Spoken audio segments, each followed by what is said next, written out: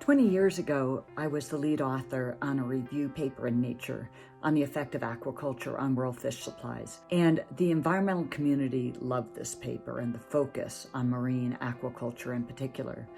But the industry really was upset by this article and said, well, what about all the gains in fish nutrition we've made over the years and continue to make?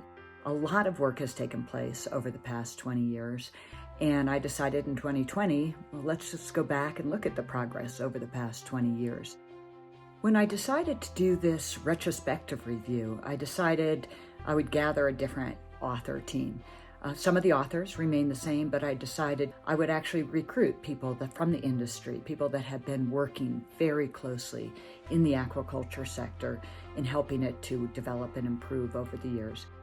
So one of the key findings was that freshwater aquaculture actually contributed the most to the sheer volume of production increases over this period of time. The second major result of the paper was on the feed side and the use of wild fish in feeds. And what we saw over this period in terms of improvements in fish nutrition, introduction of alternative feeds, and the big shift from fish-based feeds to plant-based feeds has been phenomenal.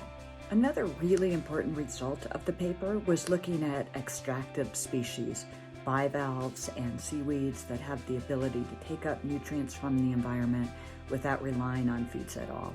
And the result from our paper really underscored the unmet potential or unrealized potential of these extractive species.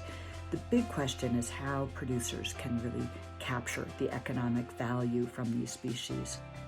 If I was to worry now about one area of the aquaculture sector, it's really in the management of pest pathogens and parasites.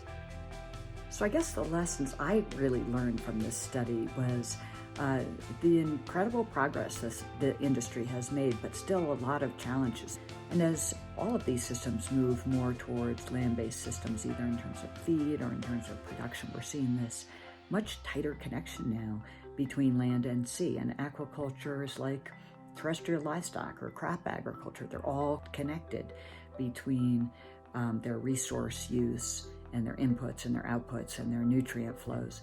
So aquaculture really just needs to be thought of as a very integral part of the global food system and a very diverse component of it.